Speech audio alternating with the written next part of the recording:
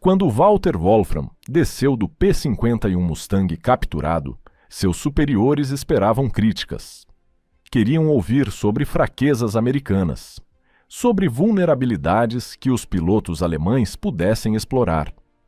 Em vez disso, Wolfram, um homem com mais de 100 vitórias aéreas, portador da Cruz de Cavaleiro, um dos pilotos de caça mais letais da Luftwaffe, entregou um veredito que enviou ondas de choque pelo alto comando alemão. Era um excelente avião de se pilotar, por suas reações e capacidades.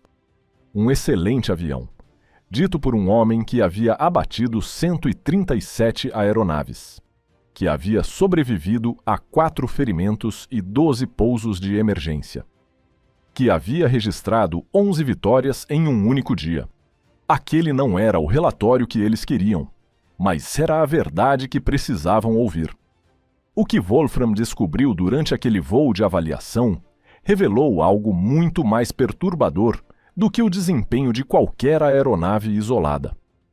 Expôs o quanto a Alemanha havia ficado para trás na guerra pela supremacia aérea e por que a Luftwaffe já estava condenada. Junho de 1944. Um campo de pouso capturado em algum lugar da Alemanha. Walter Wolfram sentiu a pulsação acelerar ao se aproximar da aeronave de fuselagem prateada parada no pátio. O North American P-51 Mustang. O caça americano que aparecia sobre o Reich em números cada vez maiores. O avião que estava matando seus camaradas a uma taxa alarmante. Wolfram havia sido convocado pelo alto comando da Luftwaffe. Eles queriam respostas. O que tornava aquela máquina americana tão letal? Quais eram suas fraquezas? Como os pilotos alemães poderiam sobreviver contra ela? Wolfram não era um piloto de testes comum. Nascido em maio de 1923, na pequena cidade bávara de Schmelz, havia ingressado na Luftwaffe em fevereiro de 1943 e sido designado para o Jagdgeschwader 52, a ala que produziu mais ases do que qualquer outra na história da aviação. Aquela era a unidade das lendas. Erich Hartmann, com 352 vitórias. Gerhard Barkhorn, com 301. Günther Hall, com 275. Walter Wolfram pertencia a esse grupo. De suas 137 vitórias aéreas, 119 foram contra caças, não bombardeiros. Não era um piloto que emboscava formações lentas. Era um combatente de dogfight, um predador. Em 30 de maio de 1944, apenas semanas antes desta avaliação, Wolfram registrou 11 vitórias aéreas em um único dia sobre os campos petrolíferos de Ploeste. 11 aeronaves destruídas. Tornou-se o que a Luftwaffe chamava de duplo as em um dia. Depois, em 16 de julho, fez de novo. 10 aeronaves abatidas perto de Kamianka, a nordeste de Lviv. Ele voava no Messerschmitt Bf-100 e 9G. Conhecia cada peculiaridade daquele avião, cada força, cada fraqueza. Havia sido abatido 3 vezes, ferido 4 vezes, feito 12 pousos de emergência. Este era o especialista que a Luftwaffe escolheu para avaliar seu maior medo.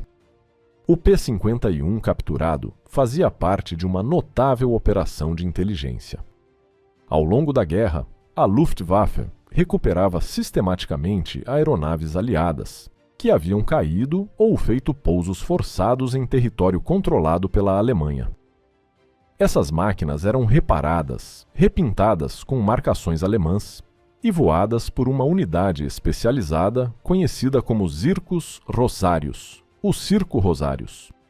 A missão era dupla: avaliar aeronaves aliadas capturadas para descobrir suas forças e vulnerabilidades, e depois percorrer campos operacionais da Luftwaffe, demonstrando esses aviões inimigos para pilotos da linha de frente.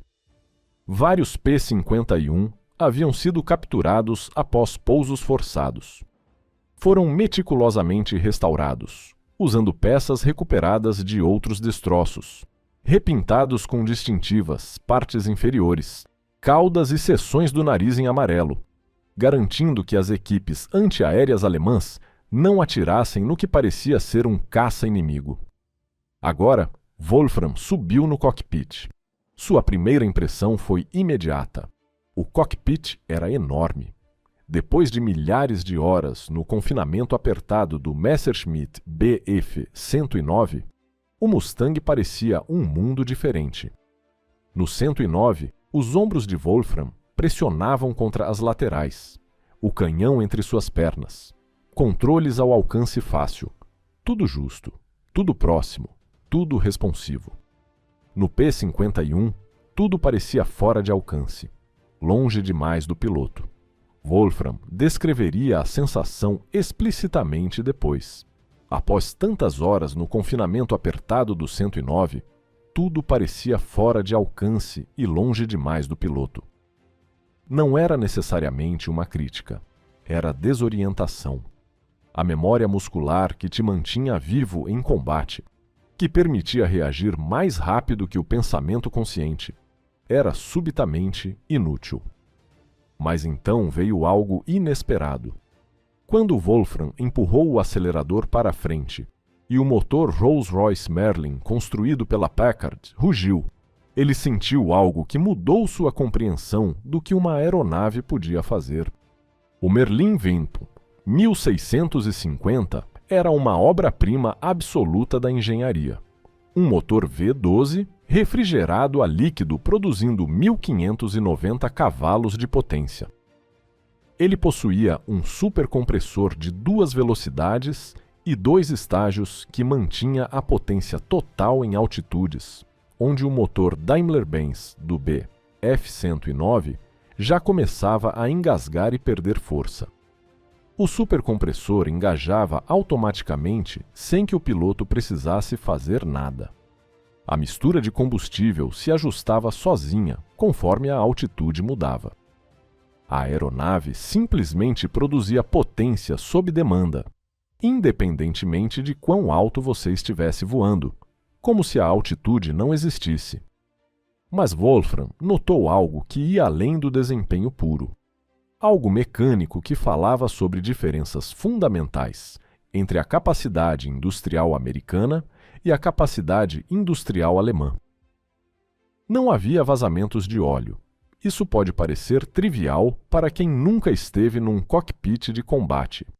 Mas para um homem que havia lutado nos invernos russos, onde as temperaturas caíam para 40 graus negativos, onde mecânicos lutavam desesperadamente para dar partida em motores usando manivelas no escuro congelante com os dedos dormentes, onde um simples vazamento de óleo podia significar a diferença entre a vida e a morte, num pouso forçado atrás das linhas inimigas, a confiabilidade daquele motor Merlin era nada menos que revolucionária. Günther Hall, que também voou P-51 capturados nessa mesma operação, fez exatamente a mesma observação.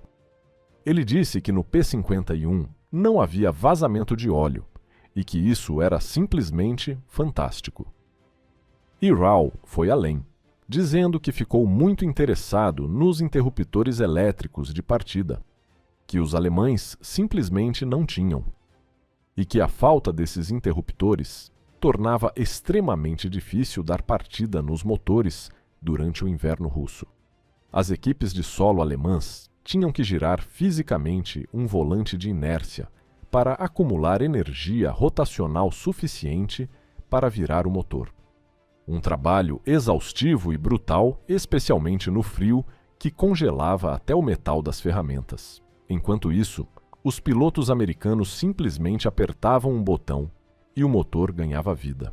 Essas não eram capacidades de combate no sentido tradicional, eram vantagens logísticas. E numa guerra de atrito como aquela, onde milhares de surtidas eram voadas todos os dias, a logística determinava absolutamente tudo. Conforme Wolfram subia e manobrava pelos céus alemães, naquele P-51 capturado, ele começou a compreender a verdadeira arma secreta do Mustang. E não era apenas o motor. Não era apenas o cockpit espaçoso e confortável, era a asa. A equipe de engenharia da North American havia projetado o P-51 com uma asa de fluxo laminar, desenvolvida em cooperação com o NACA, o Comitê Consultivo Nacional para a Aeronáutica dos Estados Unidos. Esse perfil aerodinâmico inovador mantinha um fluxo de ar suave e ordenado sobre uma porção muito maior da superfície da asa, antes que ele se tornasse turbulento. E, em teoria, isso reduzia o arrasto aerodinâmico em algo entre 20% e 50% comparado aos perfis convencionais que todos os outros caças utilizavam. O resultado era que a aeronave era incrivelmente escorregadia, cortando o ar com uma suavidade e eficiência que o Bf-109 simplesmente não conseguia igualar. Em altas velocidades, particularmente acima de 515 km por hora, o P-51 estava verdadeiramente em seu elemento, com os controles permanecendo responsivos e precisos, enquanto a aeronave transmitia uma sensação de estabilidade e confiança que impressionava qualquer piloto experiente. Mas o perfil de fluxo laminar escondia outra vantagem que não seria completamente compreendida por anos. O P-51 possuía o que os engenheiros aeronáuticos chamariam mais tarde de asa transônica superior, com seu número de Mach crítico, que é a velocidade na qual os efeitos de compressibilidade começam a causar problemas perigosos de manuseio, significativamente mais alto que o de qualquer caça alemão em serviço. O número de Mach tático do P-51 era 0,78, enquanto o Bf-109 e o FW-190 tinham números de Mach tático de apenas 0,75. E o que isso significava na prática do combate aéreo? Significava que num mergulho em alta velocidade, quando ambas as aeronaves se aproximavam perigosamente da barreira do som, o piloto do P-51 ainda conseguia manter controle total da sua aeronave, enquanto seu oponente alemão já começava a experimentar turbulência severa, perda de efetividade do profundor e cargas estruturais potencialmente fatais que podiam arrancar as asas do avião. Nas altas altitudes onde os caças de escolta operavam, entre 7.600 e 9.100 metros, essa diferença era absolutamente enorme e frequentemente decidia quem vivia e quem morria. Wolfram também testou o desempenho em curvas, e aqui o Bf-109 conseguiu se manter à altura. Ambas as aeronaves podiam superar a outra em curvas fechadas, dependendo das circunstâncias específicas do engajamento. Kurt Bülingen, o terceiro maior asa alemão na frente ocidental, com 112 vitórias confirmadas, resumiu essa comparação com precisão, dizendo que eles conseguiam fazer curvas mais apertadas que o P-51 quando estavam no Bf-109, que a taxa de curva era praticamente a mesma, mas que o P-51 era definitivamente mais rápido. E isso era preciso até certo ponto, mas perdia completamente o aspecto mais crucial da equação. O Bf-109 podia fazer curvas melhores em baixa velocidade e podia ter armamento mais pesado e mais destrutivo, mas absolutamente nada disso importava se o P-51 podia simplesmente se recusar a entrar numa briga de curvas. E era exatamente isso que os pilotos americanos faziam. Os americanos entendiam perfeitamente as capacidades das suas aeronaves e voavam de acordo. Mantinham a velocidade sempre alta, mergulhavam sobre os alvos e subiam novamente usando a energia cinética. Aproveitavam seu desempenho superior acima de 7.600 metros. E, acima de tudo, sabiam que o tempo estava do lado deles. O P-51 carregava combustível suficiente para lutar por horas a fio.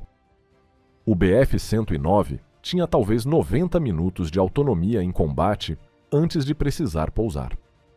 Gunther Hall colocou isso da forma mais direta possível quando disse que eles, os americanos, voavam por 7 horas enquanto os alemães voavam por 1 hora e 20 minutos, e que isso fazia uma diferença considerável em combate aéreo. 1 hora e 20 minutos contra 7 horas. Essa era a realidade matemática brutal que nenhuma quantidade de habilidade, coragem ou experiência de pilotagem podia superar. O que Wolfram reportou aos seus superiores, quando voltou daqueles voos de avaliação, não eram apenas dados técnicos sobre velocidade e manobrabilidade. Era inteligência estratégica do tipo mais perturbador e mais difícil de aceitar. O P-51 Mustang, com sua combinação única de desempenho em combate e alcance operacional, podia fazer algo que nenhum caça aliado havia conseguido fazer antes em toda a pés à guerra. Podia escoltar bombardeiros até Berlim, até o coração pulsante do Reich, até alvos que a Luftwaffe havia acreditado por anos estar além do alcance de qualquer caça americano. Isso transformava completamente toda a equação estratégica da guerra aérea sobre a Europa. Quando os bombardeiros pesados da 8ª Força Aérea voavam sem escolta para dentro do território alemão, sofriam perdas absolutamente catastróficas. Em 14 de outubro de 1943, um único ataque contra as fábricas de rolamentos em Schweinfurt perdeu 60 bombardeiros num só dia. E os americanos chamaram aquela data de Quinta-feira Negra, um nome que dizia tudo sobre o trauma que aquela missão deixou. Os P-47 Thunderbolts e os P-38 Lightnings, que escoltavam os bombardeiros, só conseguiam acompanhá-los até a fronteira alemã antes que seus tanques quase vazios os forçassem a dar meia volta e retornar para a Inglaterra. E a Luftwaffe sabia disso perfeitamente, então simplesmente esperava. Posicionava seus grupos de caça além do alcance da escolta aliada, e quando os bombardeiros ficavam desprotegidos, os alemães caíam sobre as formações com uma fúria devastadora e total impunidade. O P-51 mudou absolutamente tudo. Com tanques externos descartáveis instalados sob as asas, um P-51D podia voar 2.655 quilômetros, o suficiente para acompanhar bombardeiros da Inglaterra até alvos na Polônia Ocidental e voltar sem reabastecer. O suficiente para alcançar qualquer cidade, qualquer complexo industrial, qualquer campo de pouso em qualquer canto da Alemanha. Em 4 de março de 1944, P-51B, esse do 4º Grupo de Caça, escortaram bombardeiros pesados até Berlim, pela primeira vez na história da guerra. Uma viagem de ida e volta de 1.760 quilômetros que teria sido considerada impossível apenas meses antes. O marechal do Reich, Hermann Göring, supostamente declarou ao receber a notícia que, quando viu Mustangs sobre Berlim, soube que o jogo tinha acabado.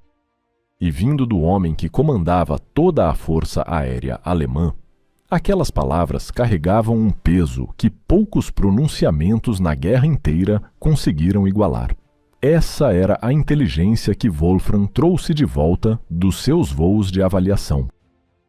O P-51 não era apenas mais um caça inimigo que precisava ser enfrentado, era uma arma capaz de decidir a guerra por si só. A aeronave que destruiria a Luftwaffe ao forçar os pilotos alemães a travarem uma guerra de atrito, que eles simplesmente não tinham condições materiais de vencer. As recomendações táticas que Wolfram apresentou eram diretas e pragmáticas. Evitar engajamentos prolongados contra P-51, atacar rapidamente com a vantagem da surpresa e desengajar imediatamente. Usar a taxa de subida superior do Bf-109 para escapar verticalmente antes que o americano pudesse reagir. Mas, no fundo, essas eram apenas soluções táticas para um problema que era fundamentalmente estratégico. A verdadeira questão não era tática, era matemática pura.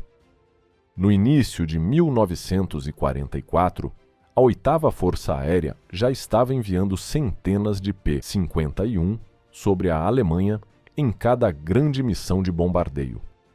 Durante a chamada Big Week, uma ofensiva massiva de bombardeio concentrada em fevereiro de 1944, pilotos de Mustang destruíram 17% dos pilotos de caça experientes da Luftwaffe, em apenas uma única semana de combate.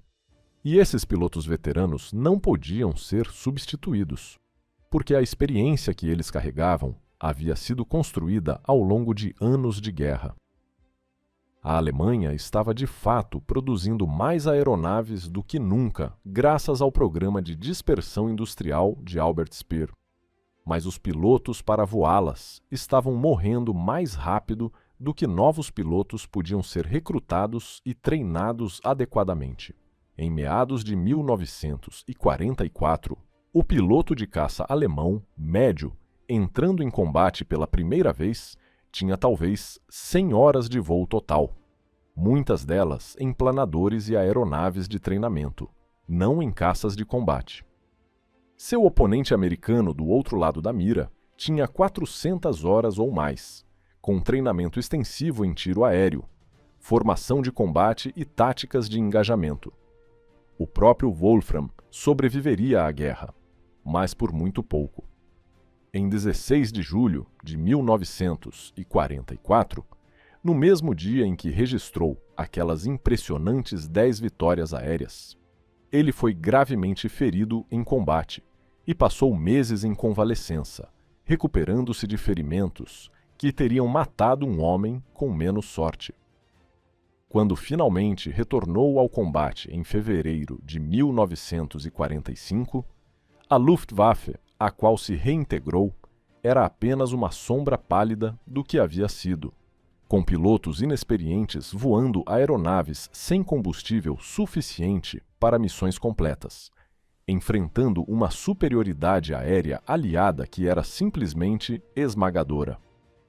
Após a guerra, Wolfram não conseguiu ficar longe do céu. Tornou-se piloto de acrobacia aérea na Alemanha do pós-guerra e venceu o Campeonato Nacional Alemão de Acrobacia Aérea em 1962, provando que suas habilidades de pilotagem permaneciam afiadas, mesmo décadas depois do último combate. Ele faleceu em 26 de agosto de 2010, aos 87 anos de idade. Günther Hall seguiu um caminho diferente, ingressando na nova Luftwaffe da Alemanha Ocidental, em 1956, e eventualmente ascendendo ao posto de tenente-general e comandante da Força Aérea Alemã dentro da estrutura da OTAN. Ele faleceu em 2009, aos 91 anos. Ambos os homens viveram o suficiente para olhar para trás e refletir sobre tudo o que haviam experimentado. E ambos reconheceram abertamente que, em 1944, a Luftwaffe já estava travando uma batalha perdida contra uma superioridade material absolutamente esmagadora que nenhuma coragem ou habilidade individual conseguia compensar. O P-51 Mustang se tornaria possivelmente o caça mais celebrado e mais icônico de toda a Segunda Guerra Mundial. Pilotos de Mustang registraram 4.950 aeronaves inimigas destruídas ao longo do conflito, um número que fala por si só. Hoje, centenas de Mustangs ainda voam pelo mundo como Warbirds preservados com carinho, mantidos por pilotos e entusiastas que entendem estar pilotando um pedaço vivo da história. E em arquivos ao redor do mundo, os relatórios de pilotos como Walter Wolfram sobrevivem, avaliações técnicas meticulosas que capturaram o momento exato em que pilotos de caça alemães confrontaram pela primeira vez a aeronave que ajudaria a destruir sua força aérea de dentro para fora. Wolfram achou o cockpit do P-51 desconcertante. Achou que os controles pareciam longe demais das suas mãos. mas também reconheceu sem hesitação que era um excelente avião de se pilotar. Um excelente avião, dito por um homem que havia abatido 137 aeronaves em combate aéreo. Vindo dele, esse elogio contido e quase relutante era, talvez, o veredito mais condenatório de todos para o futuro da Luftwaffe. O P-51 Mustang não era apenas um excelente avião, era o avião que mudou a guerra. E outra parte importante de contar essas histórias é você. Obrigado por dedicar seu tempo para assistir e fazer parte deste canal.